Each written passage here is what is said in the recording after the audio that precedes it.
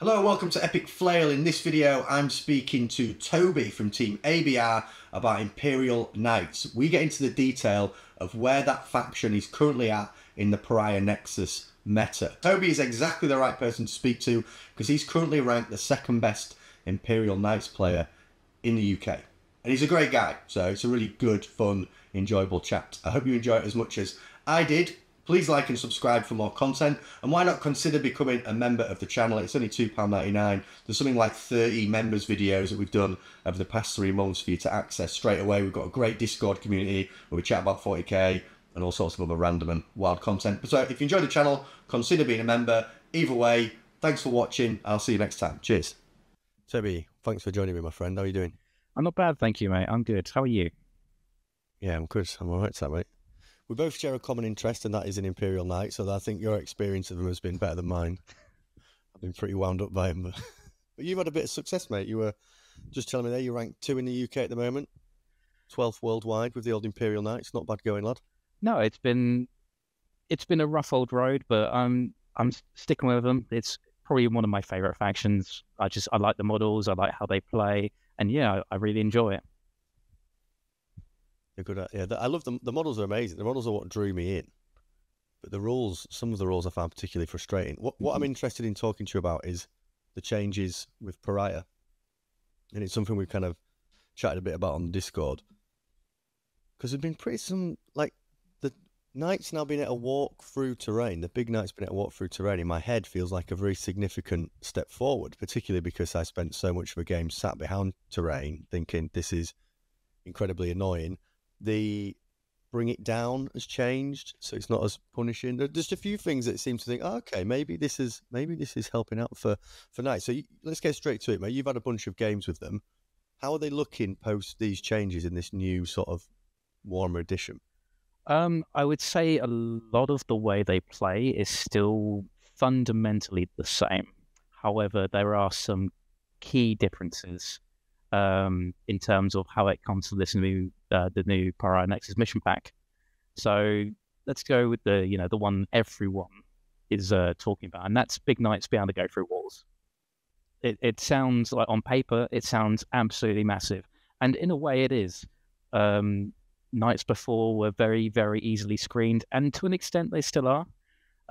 However, it takes a lot more effort to do so now, especially if you have some of the Knights that have, let's say, larger movement characteristics, like the Lancer. Like moving 14 through a wall it's a long distance. So whilst it's not like unscreenable, it definitely it can definitely still be screened, and that's why.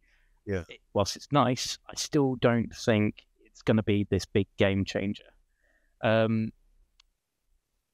As well as there are some parts where if you where you have to roll to see if you're barrel shot and stuff like that.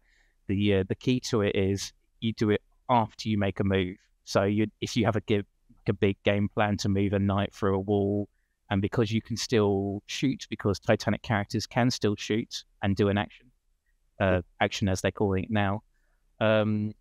If you battle shock yourself, you're not doing your action anymore. So it's another thing that kind of it's not really as big deal as I like to, as people really think it is, because you could set yourself up for this big play to do this action along with whatever else on the board you might have, and then here comes the one you're battle shocked, and it's not re-rollable. Yeah. You can't stop it if you roll that one. Yeah, that's quite bad. And then like I was getting onto, you have the whole being able to do an action and still shoot. And don't get me wrong, this is great. One thing that Knights do lack is they lack any abilities that other factions might have, like advanced charge or advanced shoot. Yep. We do have it, but we don't necessarily have a way to play the missions to do it.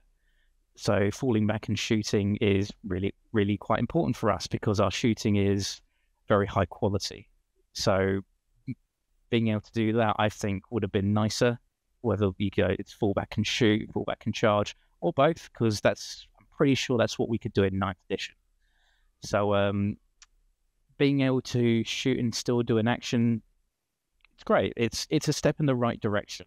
However, I still think they need to expand on it a little bit. If you get my meaning. Yeah, sort of not really taking into consideration the battle shock and then not being able to do the action. Yeah, and with an army that's so low model count, there are times where being able to set up that game plan and do an action, whether it's you're taking fixed and you're trying to establish a locus in the middle, or you're drawing from a tactical deck and you're trying to do a containment on the board edge. Whichever one it might be, rolling that battle shock and not being able to do it is a bit of a kind of fall on your face flat moment, and it will suck when it comes up. Yeah, you will fail it at some point. Yes, you absolutely will. Sure, and be like, oh, okay, that's really bad. What about the missions themselves? Because one thing again that was quite frustrating as a Knights player was people always bring it down against you, which is pretty punishing. Although I know there's the whole "it's a trap if you take it" type chat. Callum was talking about, but the missions themselves have definitely changed. Has that lent more in the favour of Knights? So let's talk about the sort of bring it down change. And now bring it down has changed fundamentally in terms of they now have more categories in terms of what you score points for killing. So it's now 2 points base for like an armature chassis. So 12 wounds model was running around, and armatures are important. They're essentially what win you your games. Before, if you're playing tactical, the first one that gets killed is 4 points, and then it's 3 points subsequently. Now it's 2, which is massive. Like, especially if there might be turns where they only kill one armature, and that's just 2 points. Especially if they draw it on tactical, that card's now done with the rest of the game. Fixed is a bit of a different story, considering now that fixed, there is no difference in terms of fixed and tactical in terms of scoring points. So before, if you took tactical, you could score an extra point for doing, whatever it was you were doing. Now, all the same points. So I think in terms of people who are maybe taking more armature heavy lists, so I was definitely doing it in Leviathan. All armatures, I think. Yes, I was. I was taking all 12. I was taking all 12. However, I still don't think that I'll be running that list from now on. I think the changes to Big Knights have definitely helped, and so I think that I'll definitely be taking some Big Knights. And then it's I think it's 4 and 6 depending on the amount of wins. I think it's 4 for 15, and then it's 6 points for anything. I think 20 or more, something like that. With the rest of the secondary cards, so bring it down, of course, is the big one, because all of our army is just vehicles. We all have the vehicle keyword, we can't get around it. And like you said, like you quite keenly pointed out, it can be a trap. Against some armies, you can play quite passively and make it difficult for them to sort of score those bring it down points, which is always a way to play it, but it doesn't work against every single faction.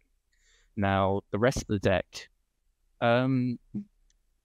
it is quite handy now to have Big Knights that can still shoot, because there are a good number of action secondaries. Like I said, containment, establish locus, all of them are actions, and they're also touching on doing actions. There are things in terms of primary that involve doing an action. So all of a sudden we go from this army where if we had to do an action with the Big Knight, it could be really sort of detrimental, having this 400-500 point model not doing much, to then at the very least, having them lending their sort of like their range weaponry. And also one more thing on top of that is that they can also start it in engagement range, which no other units can, only Titanic characters can now. So again, you've got these extra tools in your arsenal just to play the game with. And I don't think it's a bad thing at all. I just think they could have been a bit more. What would you have wanted? Is it tonight? It feels like there's sort of like a fundamental issue with just the design of Knights in them being quite linear in terms of the unit options. Other than sort of just more models, what could GW do? They're a bit of a solved kind of faction. And what I mean by that is the army lists you tend to see are all pretty similar, whether it's one big knight, two big knights, three big knights. You get what I mean? They're all so Yeah. similar, and however many armigers you might see next to them. What I think knights lack, there's two big things that stick out to me when it comes to Imperial Knights and what they lack. And the first one, I think, is mainly to do with how it was at the start, where their bondsmen used to also affect the big knights. So your lancers were getting advanced in charge, your wardens were getting -1 damage as well, and there were all of them were pretty usable. All of the bondsman abilities on the big knights, they were all pretty good, all pretty usable. Some obviously better than others, but that's how it is in like 40k. There are just some that are just better, and there's nothing wrong with that. It's just the way the game is. It's hard to balance everything. With that said, I still think they lack fundamentally. They could go about it one or two ways. I think they either need to make the big knights more durable, and that could be any way, to be honest with you. And the one thing that I remember speaking to you about just very briefly was if they don't bring the bondsman abilities back, and they don't have to, I think there's still a world where they don't bring them back, and knights can still be a good faction that make it to the top tables consistently with a good player at the helm. But the one thing, like one of the ones on the list, I'd say is if they give out their bondsman ability, then they get -1 damage in return. And it kind of emphasizes that point that, they're tough to bring down, especially with high quality anti-tank weapons. So your gladiator lancers, your las cannons, Centurion Devastators, whatever units that might be good thigh prisms as well. It just emphasizes that point that, you need to put a lot into this thing to bring it down. And it's still, I don't think it would overly break it, because you have things like just swamping the things like lethal hits and AP1 ignoring cover sort of weaponry. So those sorts of things also are really good at taking down knights, just because you swamp them with saves. And it's very hard for a knight to deal with that kind of damage coming in. Like Gene Sealer Colts, if I remember correctly, were very, very good at dealing with knights, because they just had that volume of fire. And then they had other things like aberrants and stuff like that.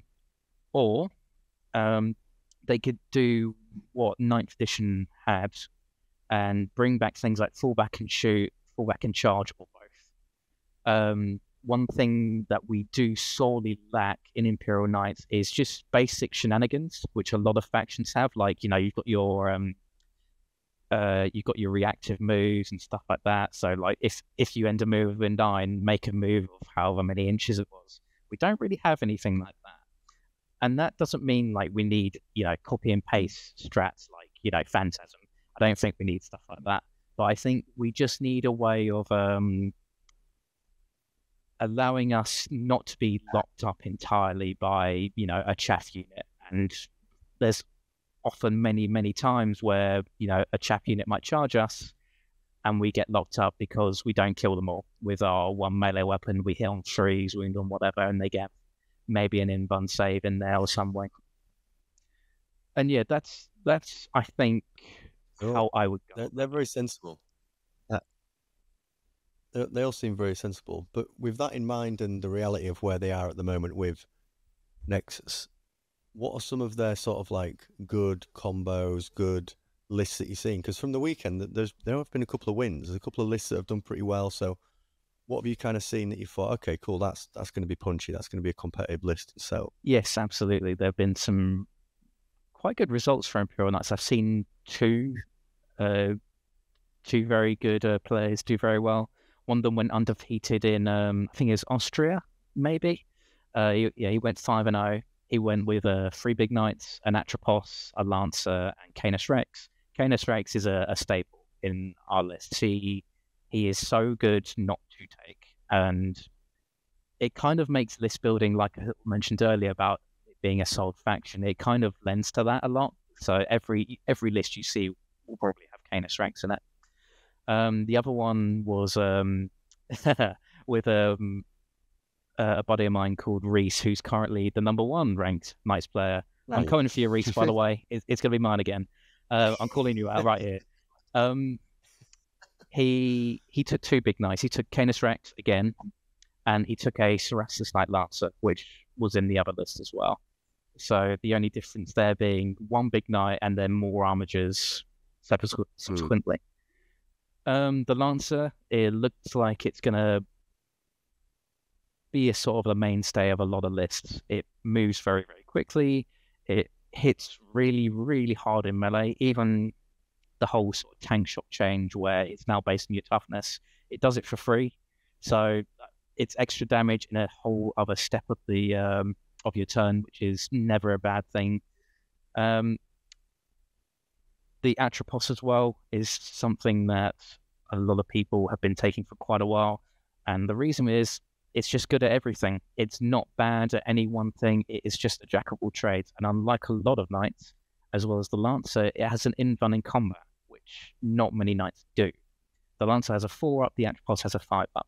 Even having a 5-up is hugely, hugely great against what I think will be sort of the main contenders in this meta, which I think would be sort of armies that have a lot of 2 damage and stuff like that, like Blood Angels, Drukhari, getting tagged into those factions and still having an in-run in like their main sort of phase where they can really sort of belly down the hurt, I think is hugely, hugely beneficial. And then he's just, like I said, he's great into everything. He's great. His main sort of thing is dealing with vehicles, gets +1 to hit against them. He has inbuilt sustained hits on one of his guns and on his melee weapon. And he's got an almost las cannon like profile, strength 16 las cannon, if you will, on his other arm, which great for vehicles, great for infantry. Yeah, he's just an all-round sort of mainstay. I've got one. I've run him. He's great. With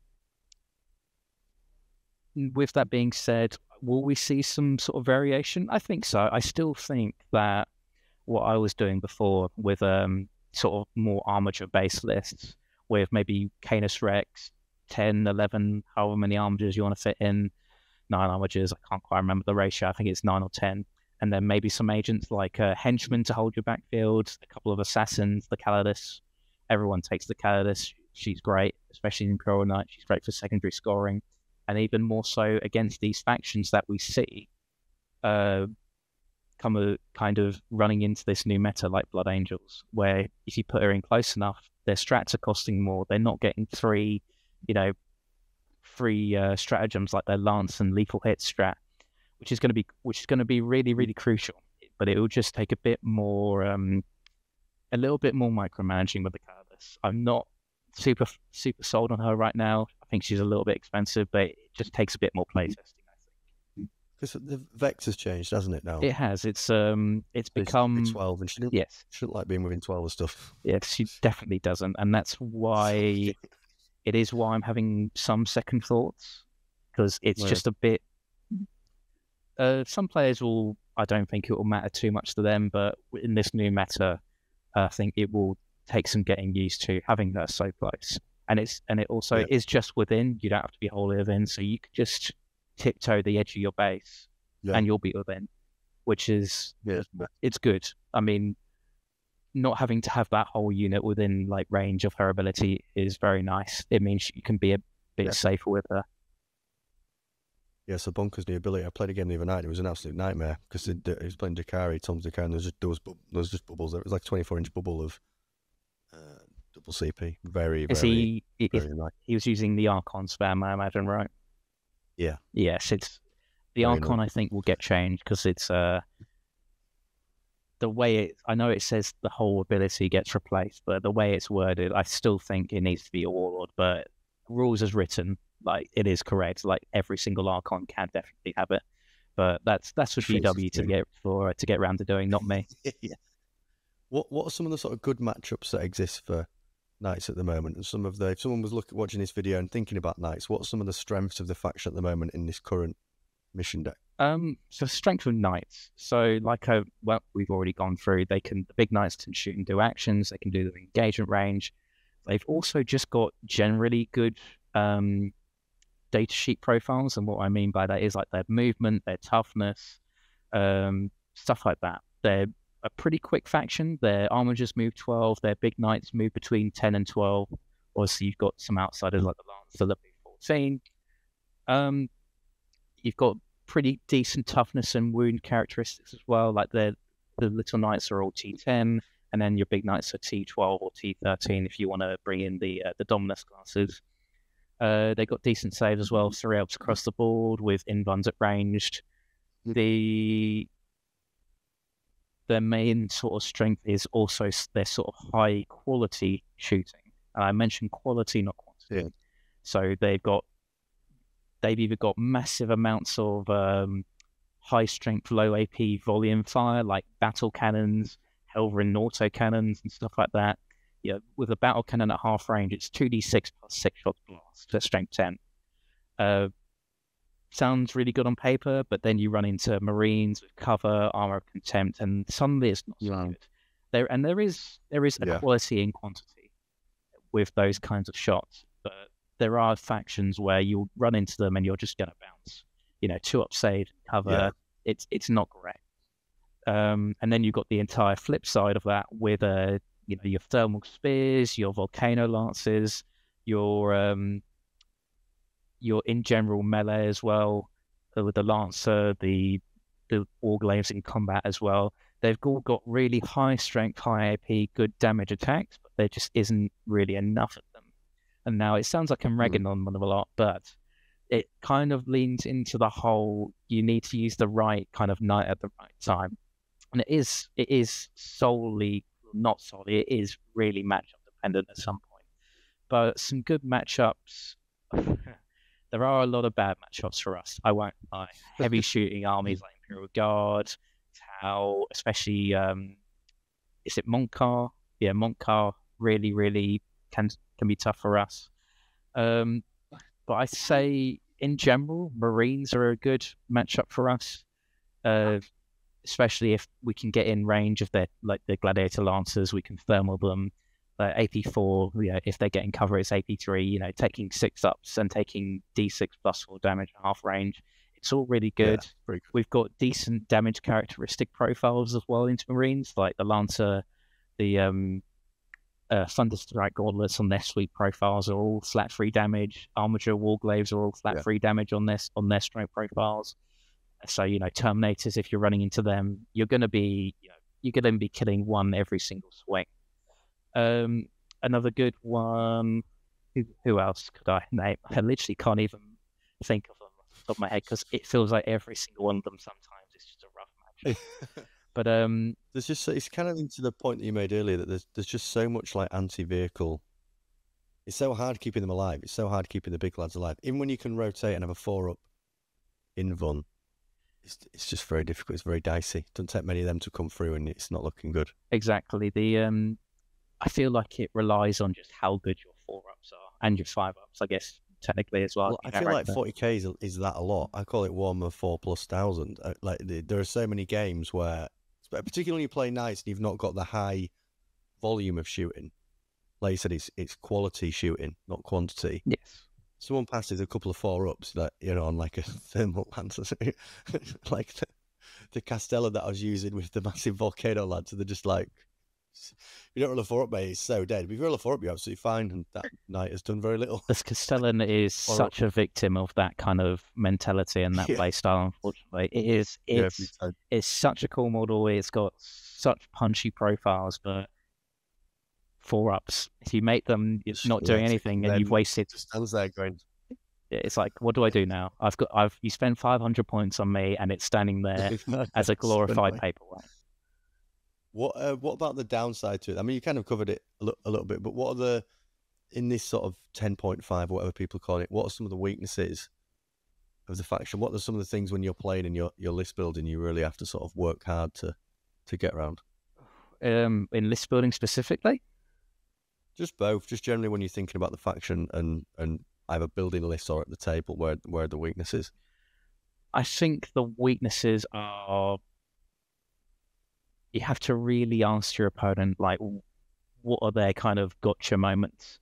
Because if you lose a knight, it's a lot of points to lose. It doesn't matter if it's an armature or if it's a big knight. So you need to know what you're playing against, whether it's a shooty Space Marine army, it's a tricksy Eldar army. You need to know what you're up against, how you might circumvent them. Just very, very basic things. You should be asking your opponent, like, what are the funny tricks that your army does. But I think it's also very important for Imperial Knights because, like we've mentioned before, we can get move blocked to absolute hell. There might be times where, we walk too close. Okay, you're not shooting that unit anymore because it just shuffles back behind a wall. And that is one side of it. Just knowing what you're playing against, I think, is hugely important. In list building itself, I do feel like I've mentioned this before, but it's a very sold faction. There are just knights that are better. However, you can't go hugely wrong. There are some knights that I would never take in a million years currently, like the Preceptor, the Questoris Megara, the Styrics. I would never take them in a million years. Those are some of the Forge World options, the Megara and the Styrics. But for the most part, a lot of the knights are pretty good if you want to take them. It's just whether or not you kind of feel like how many big knights you want to take, basically.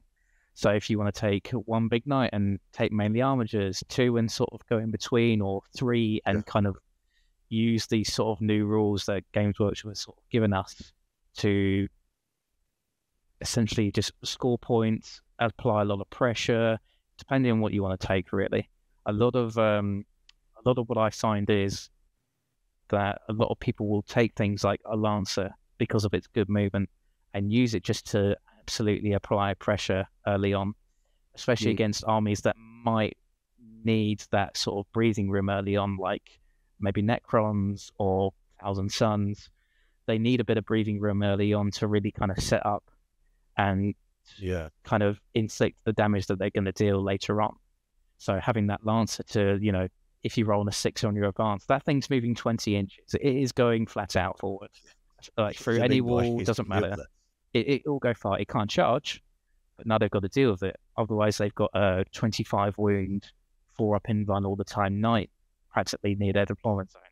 So they have to deal with that. To be honest, it's I've gone a lot about before, but we can't really do a whole lot of our list building. It is just you kind of pick what kind of flavor of knight you're really into. I like my Cerestus knights. They look cool. I think they're some of the coolest looking models in 40k right now. That's why I like them.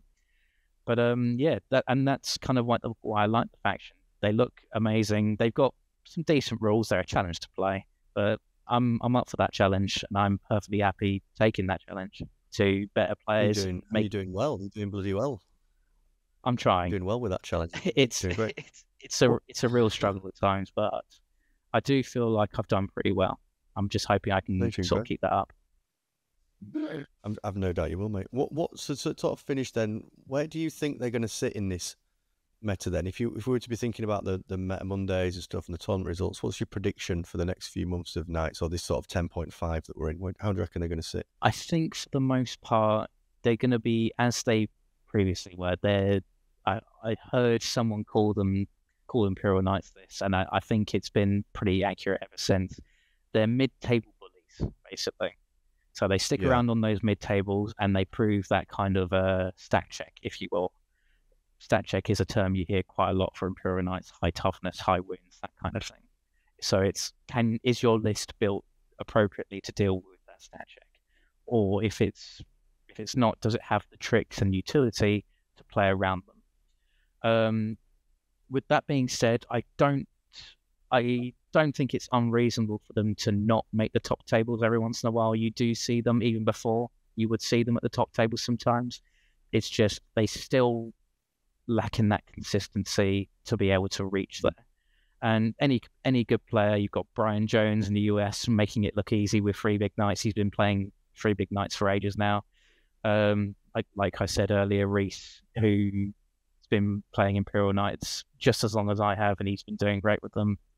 You have these really sort of competent players who've been sticking with the faction a very long time, and they will make the top tables, and they'll do it consistently. I just don't think it will be a sort of a mainstay of most top table armies. I think, you'll see your Thousand Suns, your Blood Angels, the occasional things like Necrons, so many factions who can make the top tables, and we are one of them. I just don't think we'll be as consistently there as the other factions will be. Seems very sensible, mate. Very, very fair reflections. And you and the A.B.R. boys, what events have you got kind of booked in? Where people can be able to see you playing Knights? What sort of big events you got lined up? I'm glad you've asked. We're going to Luke's team tournament in is it August 3rd? August 3rd and 4th, I think it is. We'll be there. We've got a team signed up already. I'm going to be going to LGT. I'm going to be there with one of the other guys. He's playing Old World. Is he playing Old World or is it Sigma? He's playing one of those games. Playing something. Yeah. Not 40k. I think he's playing Sigma.